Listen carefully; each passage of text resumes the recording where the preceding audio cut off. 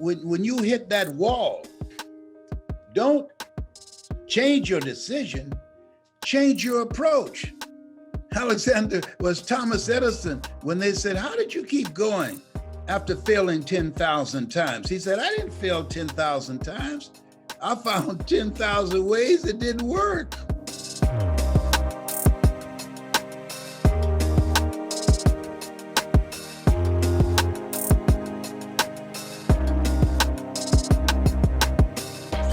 Brown, it's nice to see you again. It's been a little while since we did the Power Voice, and it's been so amazing to continue watching that and the voices that you are bringing out into the world on a weekly basis. It seems like. Oh yes, aren't they fascinating? Amazing. What a platform to learn how to, share the voice and share your story. And I am just so blessed to welcome you here to our realty firm environment up here in London, Ontario, Canada. And certainly for, many of the real estate professionals that follow along with certainly yourself. And we're just so blessed that you would take some time and spend it with us today. The realty firm believes in contribution and abundance. And we want to support people in their personal and spiritual growth along with their business growth. And we couldn't have asked for a greater blessing to have you spend some time with us. So thank you so much. Well, thank you so much for having me, Ryan. And it's a pleasure to be with you because you're the kind of person that you advocate that people live life on their terms and the glue that holds it together, their sense of spirituality and your commitment to people, it speaks for itself. So any way that I can be of service to you, I'm available to you. I admire you very much. So let's get it on, my brother. Let's get it on. Arguably, and in my opinion, most definitely the greatest motivational speaker of all time, and certainly of our time. And the question that I would love to know, and I think what many people may want to know is, what does motivation mean to you and how do you define it after inspiring millions and millions of people around the world? I am so glad you asked me that question because I believe that life is built on disruptions, on transformation, and on decisions and experiences that we have. And I've had a major disruption in my life, where I am adopted. And I just recently connected with my birth family. And what I consider motivation to be is listening to that voice in your heart and allow that to be your guide for something that you have decided that this is me. This is the calling on my life. You've decided that it's something that you love so much, you do it for nothing, but you do it so well that people will pay you to do it. Even when I wasn't paid to speak, I spoke for free because it's who I am, it's what I do. And so motivation to me, succinctly, is being you and knowing that your life is a contribution to the world. And living a life of contribution is releasing that which is in you that can leave the world in better shape than how you found it, living a life that will outlive you. I just love that. I love that. The path of ultimate contribution. Yes, absolutely. Because we're here for that purpose. Herein my Father glorified that ye bear much fruit. Didn't say a little bit of fruit, but a whole lot of fruit. And most people take the majority of the fruit in them to their grave because we've been conditioned to be receptive and vulnerable to influences outside of ourselves. We don't even take the time to get to know ourselves. We have algorithms that know more about us than we know about ourselves because most people don't take the time for self-discovery. Socrates said the unexamined life isn't worth living. So most people don't take time for self-awareness. I know it took me a long time to find out who am I really, and that's an evolving process because things happen. We learn through conversations, through observation and experiences, and we make decisions out of that based upon our level of consciousness. And those decisions we make decisions, and our decisions make us. I love it. Up here in Ontario, we are currently in our third lockdown. We are on a stay-at-home order, and it is what I would say is there's some pretty heavy energy in the air right now. And so some of the awareness that we're trying to have is often caught up in a lot of distraction because we're at stay-at-home. Many of us have children that we're homeschooling.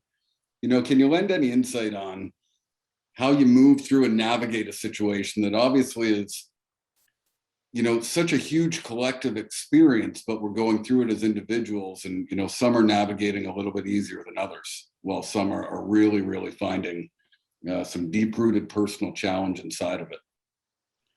Well, as we are aware, what you resist will persist. One of the most important things that we can do now is ask the question, what am I supposed to do with this? Mm-hmm. And listen, Mm-hmm. and find ways to turn it to our advantage. My daughter, Dr. Ona Brown, she said, gaps are from God. This is a time for us to turn into ourselves and to discover things about ourselves that we don't know right now, to get quiet, to get still. And it's not always comfortable. In fact, it's very challenging because we've been conditioned to be focused on the outside rather than on the inside. And so this is a time, I believe, that we need to take advantage of this, see this. It's about perspective now, because when I think about St. Francis, Lord, grant me the serenity to accept the change, the things that I cannot change.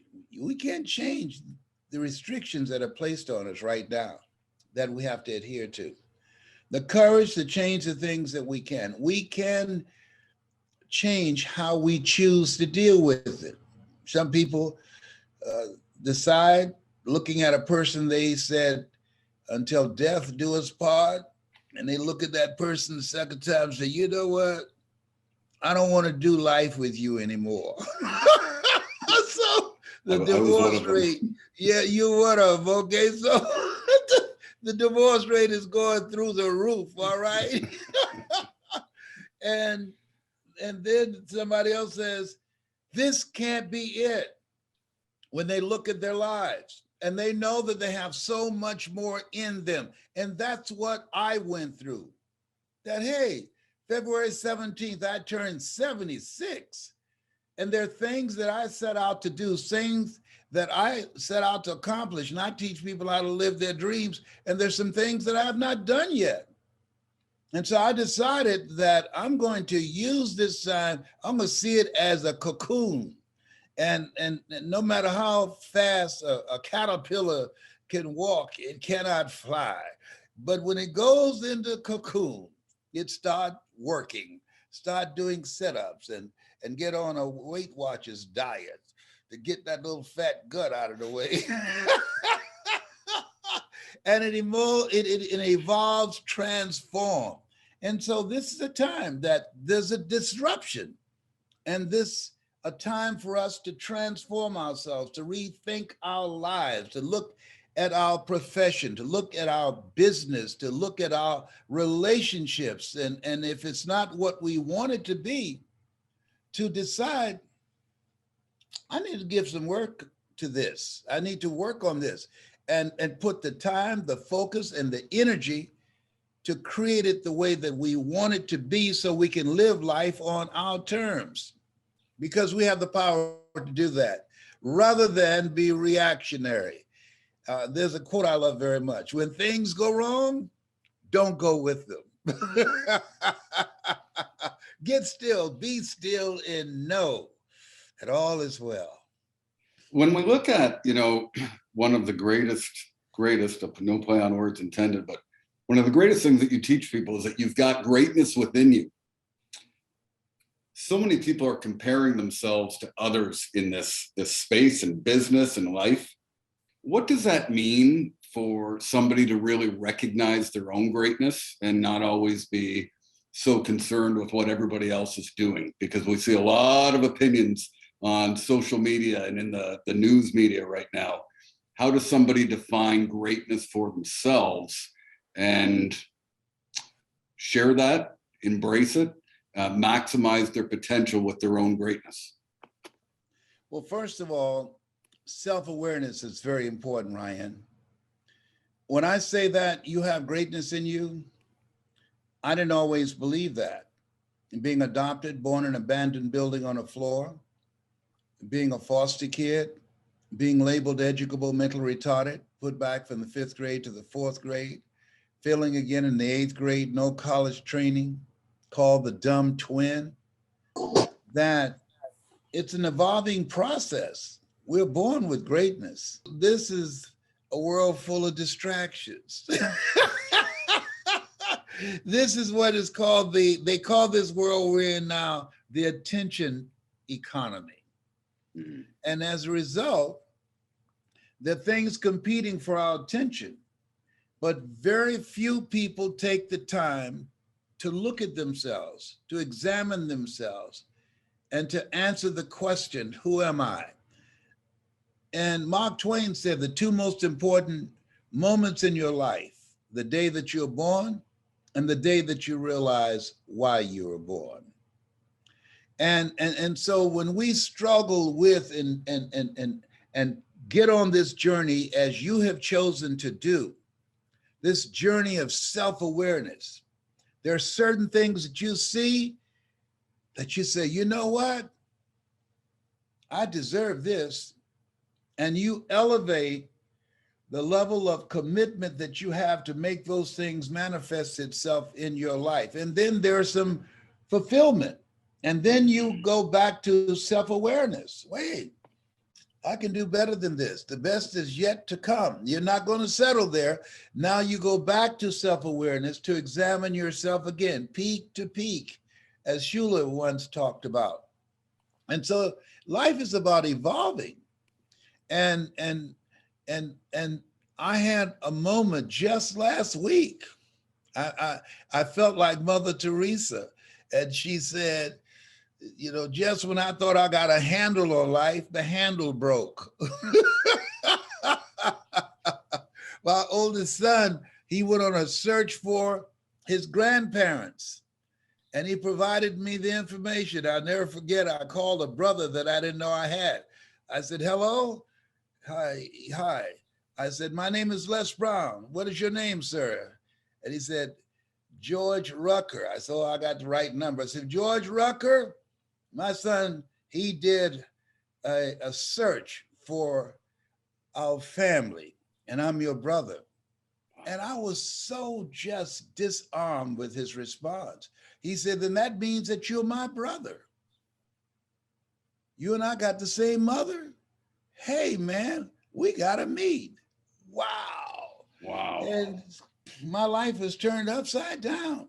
Come to find out, my birth mother, which up to that point, until he showed me a picture I'd never seen, was a motivational speaker. Say what?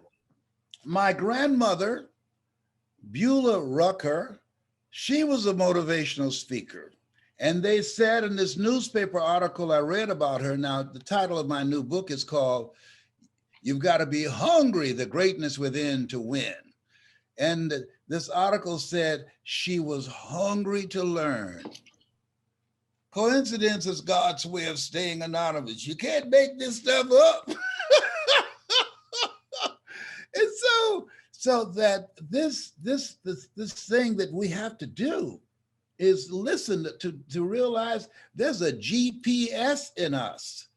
I know nothing about her, and yet she had a tremendous impact and influence on my life. I knew nothing about her career, but there was something in me that was driving me, and I was obedient to it.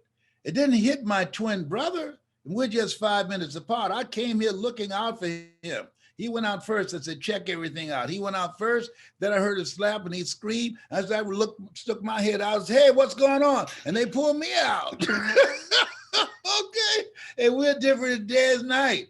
But there was something in my grandmother that she passed on to my mother, Dorothy Bell, and she passed on to me.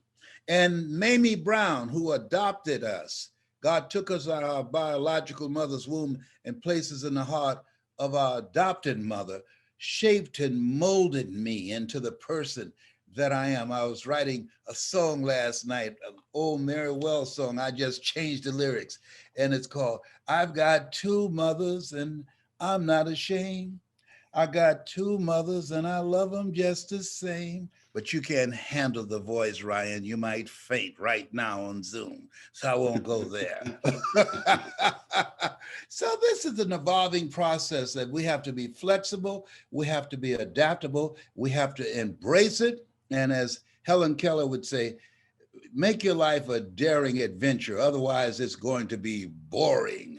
And so I have this curiosity about life and seeking and knowing that we don't have all the answers. And maybe that's why we're told, lean not unto thine own understanding, and all thy ways acknowledge him, and he shall direct thy path. And to live with a sense of trust and faith, because faith not tested can't be trusted. Faith in all things, and faith in a greater power. Oh, absolutely. Yes. The faith it's an oil that takes the friction out of living. When you look at, the millions of people that you motivated, and today it's more of a discussion on, how we can evolve as individuals, but you've helped so many people share their voice, share their story in terms of what they want to create inside of their business lives. And I think right now, especially with trying to differentiate from all things, bringing out that voice is even more crucial than ever before, as far as really sharing our own stories, not being afraid of that greatness within. Can you lend some insight on how people might do that inside of their business? What's very important, there are many things that people need to do, but three steps that's very important for me that allowed me to go from earning around $75,000 a year working for the Miami Sanitation Department throwing garbage to earning $70,000 an hour when I speak in the United States, and $225,000 an hour when I speak outside of the United States. Number one is self-development, working on your mind, because now more than ever, we need mental resiliency to handle the stuff that's being thrown at us. And a lot of stuff is coming. A lot of mixed messages are being thrown at us every day. We don't know what to believe. I mean, just today, I'm here thinking and shaking, should I get the shot tomorrow? The mother of two of my children just died last week, and she didn't take the shot. And then I have a doctor friend of mine saying, I haven't taken it, and 40% of the doctors I know have not taken it. Don't do it. Say, what? So, I mean, so you have to have the mental resolve not to buy into the craziness and the mixed messages, and get still to listen for guidance, because there's so much going on, the distractions of life. Second thing is, we have to upgrade our skill set. We have to look for ways in which we do business now, and we have to throw our net on the other side and reinvent ourselves, because we're going from brick and mortar to click and order. So I'm doing more presentations and earning more money virtually than I earn flying from city to city, country to country, because the computer eliminates geography. Mm. So now I get to spend more time with my children and my 15 grandchildren and my 5 great grandsons. All right. Mm-hmm. And the other thing that's important is you having relationships with collaborative, achievement driven, supportive relationships with people that are going in the direction of where you're going, people that you need to be in conversation with, that you can learn from them and they can learn from you. One of the things my son John Leslie asked, when you look at relationships, who should I count on and who should I count out? So I had to make decisions of all the requests that I get. And people say, it's not what you know, it's who you know. And I said, no, not exactly. It's who you know and what they know about you. Mm-hmm. And the reason I said yes to Ryan, what I know about you, you're a good man. You my buddy, you my mother, you know, you're my brother from another mother. I appreciate that. I Yeah. appreciate that. So so the people that are watching you, the people when you create a community of collaborative, achievement-driven, supportive relationships, that allows you to focus on what do we need to do to turn what's going on now to our advantage. Because in every problem, there's a solution. Find the solution and monetize it. We're living in an incredible time. An incredible time. We have all the tools we need to live life on our terms. All the tools we need. I mean, I just read they have they have an app right now that your dog can text you and say, I want to go outside and poop. I said, oh, behave. You gotta be kidding me. The dog can go to the door and push them. And the text message said, I want to poop. I said, you gotta be. But somebody's thinking. We're created by the Creator to create.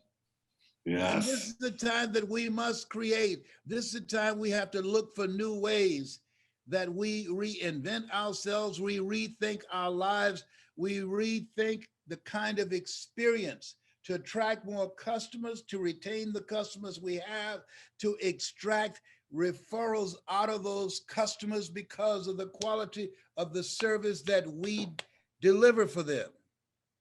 Mm-hmm. Mm-hmm. Does that make sense? It makes absolute sense. And when I get over 3,000 requests a year, and as a result of the service that I provide for the customers that I have, the average speaker, they get around 28, 29 a year. Wow. I want to share a quick story because I think that it will lend well to one of the things that you share very, very well, and it's about persistence. And so I believe in manifestation, and I believe in, certain things when we focus on, the right things happen. And so for over a decade now, I've listened to you very consistently through some positive times, through some negative experiences. And I recall about 2 years ago, I said, at some point, I'm going to hit a stage with Mr. Brown. And we did that. We spent some time up in North Toronto. I can tell you it was a very fearful experience speaking before you because, just because we know why that is. But what I found was that leading into then connecting for the Power Voice program and the Power Voice Summit, it opens up doors if you stay persistent. And that's where I was fortunate to connect with John Tallarico. And for anybody that doesn't know John, he is among the top 5 thinking into results coaches on the planet, out of 2,000 coaches, runs a large mastermind, great colleague of Mr. Brown's here. And this was ultimately the blessing of the connection, but it had a lot to do with persistence. And what I ask of you, Mr. Brown, is to maybe share how do people stay persistent when they lose their focus, when they get distracted? You know, what is it that keeps them consistently staying hungry and focused on their goals? Ryan, people who are not persistent have skinny children and very small waistlines. Calvin Coolidge says, nothing can take the place of persistence. Talent will not. The world is full of unsuccessful people with talent. Education alone will not. The world is full of educated derelicts. Persistence and determination alone are omnipotent. You have to be persistent if you want to be successful. And at some point, the law of probability takes place. Even a broke clock is right twice a day. Oh, behave, hello. I mean, just think about this. Just think, I was persistent. I saw Dr. Norman Vincent Peale on Robert Schuler's show. He had a show called the Hour of Power. I said, I want to be on that show. That's what I said to myself. And so I called Robert Schuler's office. I said, hi, my name is Les Brown. I'm a speaker like Dr. Norman Vincent Peale. I like to be on the program and be interviewed by Dr. Schuler. He said, the guy who answered, do you have anything special that you've done? I said, what do you mean by that? Well, do you have a book? I said, no, sir, I don't. Are you a celebrity? I said, no, but if he interviews me, that's my point. I will become a celebrity because I'm good. Mm. Have you done anything significant? I said, not yet. He said, well, call us when you do. So what I did, Ryan, every day when the sun came up, I got dressed up in my suit. I was sleeping in my office in the Penobscot building in Detroit, Michigan on the 21st floor, bathing in the sink down the hall. I would go to the shopping mall. Now, hi, my name is Les Brown. Anybody that got within 3 feet of me, I'm going to be on the Robert Schuler show. What's your name? They would give me their name. You are? Yes. When are you going to be on? I'm not exactly sure. Do you know Robert Schuler? No, I don't. Do you know anyone who knows Robert Schuler? No, I don't. Well, in case you ever meet someone that knows him, here's my card. Give him my card or give her my card, okay? He said, okay, man, good luck to you. I did that for 2 years, flying from Detroit to Chicago, February the 17th. It was on my birthday. About 12 people was on the flight, and I was seated next to a guy named Lafayette Jones. Hi, Lafayette, how are you? Great. Man, today is my birthday. Boy, you know what would be a good gift for me? He said, what? I said, I'm going to be on the Robert Schuler show. He said, man, when? I said, I don't know. I said, do you know anybody who knows Robert Schuler? He says, yes. I said, you do? He said, let me tell you something else. I said, what? Today's my birthday too. I said, you gotta be kidding. He said, no. He said, what do you do? I said, I'm a motivational speaker. He said, you gotta be kidding me. I said, no. He said, man, the reason I'm going to Chicago, I work for Robert Johnson, who donated $1 million to Robert Schuler's ministry. Mm. He said, you a motivational speaker? I said, yes. He said, whoa. He said, man, our speaker we had scheduled, canceled. He double booked. He said, are you good? I said, yeah. He said, how much you charge? I didn't know how to charge then. I was just starting out. I said, how much have you allocated? He said, $10,000. I didn't answer right away. He said, $10,000? I didn't answer right away because I'd have spoken in unknown tongues. I said, that'll be good for starters because this is our first relationship. So it was that Saturday. It was on a Thursday. And so when I spoke, got a standing ovation. Robert Johnson ran to the podium and said, "Who are you?" I said, "Mrs. Mamie Brown's baby boy."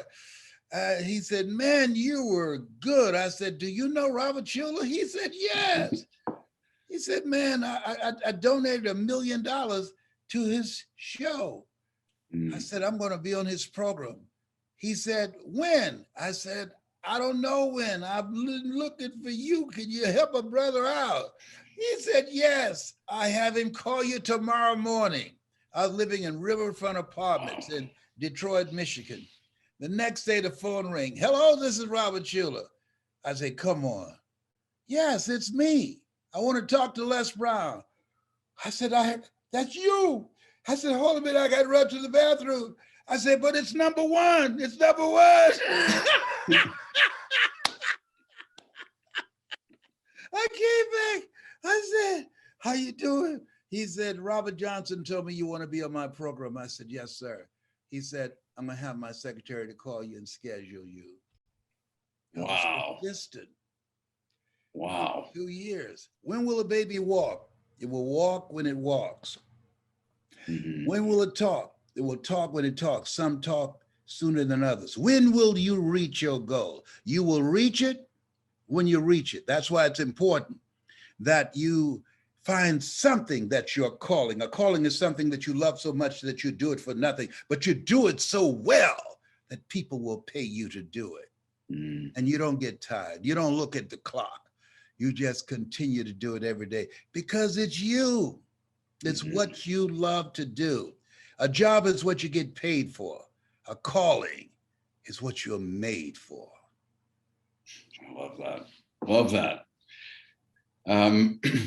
When you look at keeping it going, momentum, how do people create momentum in times of uncertainty, in times where they may have found their calling, but they, I guess, don't feel like they're able to, fulfill it as much? How do they adapt and create that positive mindset versus being down and out?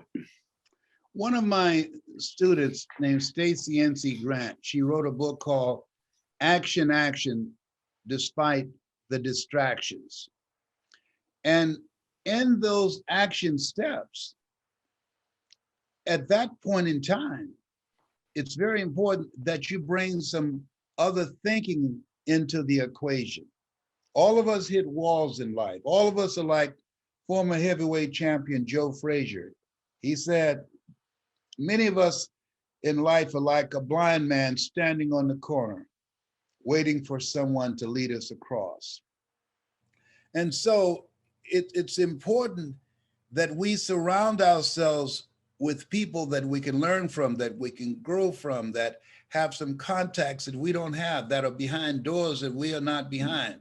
We hit that place where Einstein said, the thinking that has brought me this far has created some problems that this thinking can't solve. And so I've got to get some other thinking involved in this process. Dr. Dennis Kimbrough said, if you're the smartest one in your group, you need to get a new group.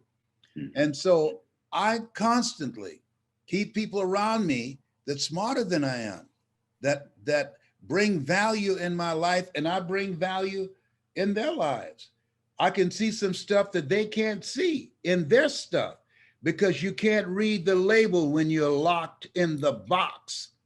And so I encourage people, when you hit that wall, don't change your decision, change your approach.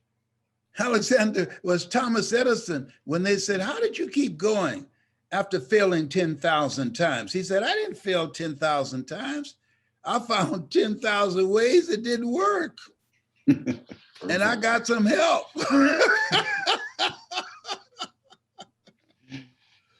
Share a great saying, and it's when life knocks you down, make sure you land on your back, because if you can look up, you can get up. Yes. And I think that lends very, very well to that. Without any question, because what we go through is not for us. Elsie Robinson said, things may happen around you and things may happen to you, but the only thing that really counts is what happens in you. I was talking to a young lady yesterday. We both have been adopted. And she said, as she broke down and started crying, I feel like I was thrown away. I said, really? I feel like I was chosen with love. In order for a woman to have a baby, she's got to carry it for 9 months. She feels that life moving in her. She naturally grows to love that baby.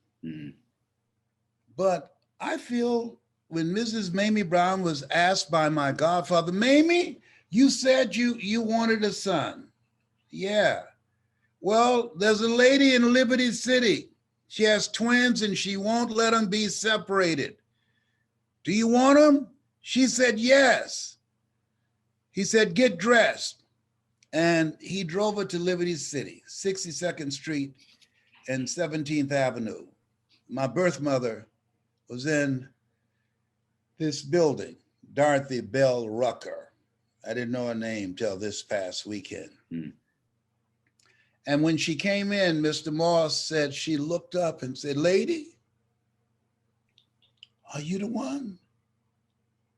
And Mr. Moss said, Mama got close and looked at us, and Mama was holding, my birth mother was holding my twin brother and I in a light blue blanket. And Mama asked, what do you mean, baby? Will you take my boys and not separate them? She said, yes. You promise to take good care of them? She said, yes. And she looked at her, and Mr. Moss came over and took us out of our birth mother's arms, and our birth mother stood up and looked at Mamie Brown's eyes with tears draining down her face. Her eyes were red. And she's looking at her like she's looking into her soul. You promised to take care of my boys? And Mama started crying. Mr. Moss said, I promise you I've never had any children in my life. I promise you I've always wanted to raise a child, but now I got twins. I promise you. And Mr. Moss said she got close to the nose, almost touched. And she said, Mr. Moss, this is the one. This is the one. Give my boys to her. And Mama turned and he said, received us. And as she was walking out, our birth mother followed right behind her, close. Mr. Moss opened the door and she got in. And he said our birth mother leaned over and kissed us on the forehead and closed the door. I said, lady, you take good care of my boys, you hear me? And Mama said, I swear to God, I will. And she hit the car, bam, and Mr. Moss saw that as a signal to drive. And he started pulling off very slowly. And then he got a certain distance and she screamed, wait! And Mama, Mr. Moss said, ask him, you think she changed her mind? You think she changed her mind, Mr. Moss? He said, I don't know. And our birth mother came looking. Okay. You take good care of my boys. You hear me? Yes, yes, I promise to God I will. Lean them over here so I can kiss him again. So I kiss him again. And she said, she kissed us again. And she said, go, Mr. Moss, go. leave now. And Ryan, when I saw my mother's face, my birth mother, when I open up speaking, as you know, I say I'm here because of two women. One gave me life, the other one gave me love. God took me out of my biological mother's womb and placed me in the heart of my adopted mother. And when I looked at my birth mother's face, something hit me. I said, wait a minute. I've seen this face before, but I couldn't remember. And 3 nights ago at 3:30 in the morning, they say angels wake you up at 3:30. Now I told my angels, I'll be fine if you wake me up at 6 o'clock. We don't have to have a hard stop at 3:30, all right? And I remember when I went on a tour with my book, Live Your Dreams, in 1992. And a lady and a man here in Atlanta stood back and watched and waited for the crowd to die down. And then the lady came forth and she said, can you hold your hands out, sir? And I said, yes. And she put a small picture in my hand. And she said, look at this when you get a chance. And she turned and walked away. And I looked, it was a picture of me and my twin brother. I looked, I said, ma'am, please, where did you get this from? And she just waved. Wow. I know that was my mother. Wow. I know that was her, that she came because she was born in Gainesville, Florida, which is 1 hour from Atlanta. She drove up. And I was talking to my niece yesterday, and she said, your mother always went to see great speakers, Dr. King, Malcolm X, because she was a great speaker. And she said, and she was a reader. And I know my auntie, Dorothy Bell, saw you and read your book. I said, was she real good? Was she real good as a speaker? Yes. She said, and she can play the piano so good that she can make it walk. And she can sing too. I said, well, I've been trying to sing, but I haven't got there yet. I know there's a Nat King Cole voice in me somewhere raring to get out. She said, oh, people came to hear your mother speak and your grandmother, Beulah Rucker. Yeah. And when we saw you, we knew when you got out of the car at the Rucker Museum, so that's Dorothy's boy. You look like the spitting image of your mother. And they put 2 pictures of me and my mother side by side. And she said, it'll be criminal for somebody to deny this. Looked like she made you all by herself.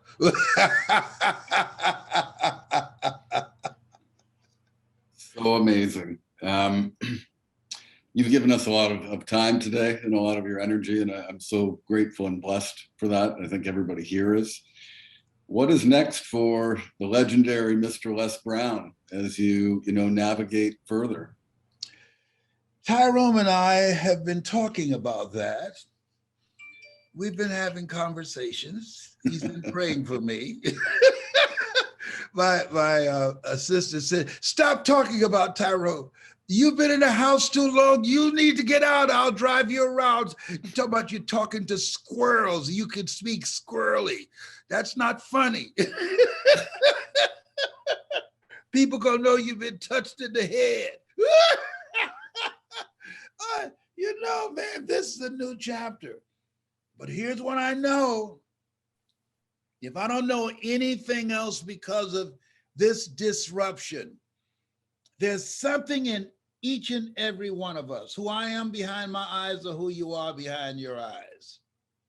And I believe that we've been sent here to do the greater work.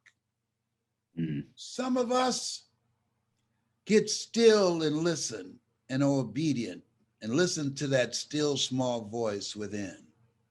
But the majority of people, the road to life is straight and narrow, and few there be that find it, because few there be that will get still and listen. Seek ye first the kingdom of God and his righteousness, and all these things will be added unto you. And then when the Jewish carpenter was asked, when shall the kingdom of God come? He said, the kingdom of God cometh not by observation. They shall say, it's neither lo there, lo here. Behold, the kingdom of God is within you. And listen, the kingdom of God is voice activated.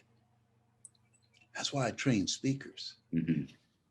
Steve Jobs said, the storyteller is the most powerful person in the world, because the storyteller, the person who tells the story, creates a certain kind of culture. Hitler, Mahatma Gandhi, Albert Schweitzer, the storyteller, Dr. Martin Luther King Jr., the storyteller, Barack Obama, the storyteller. There's certain people that's going to hear my voice, but there's certain people that when Ryan speaks, something about Ryan,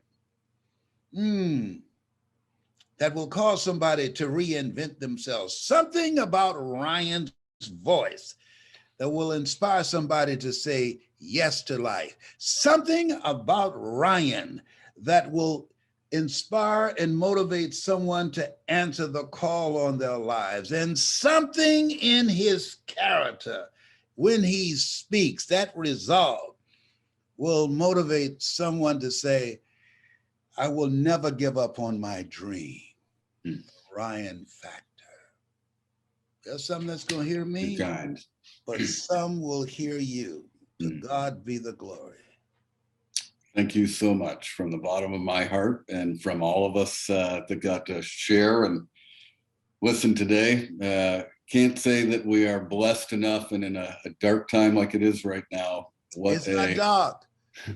We must call forth those things that be not as though they were. It's the best day of our lives. If you don't believe it, try missing one. Perfect perspective. Yes, we must call forth those things that be not. It's a beautiful day. It was raining yesterday. I told my son, as liquid sunshine. Thank you so much for your time today. We appreciate you immensely. I appreciate you, sir.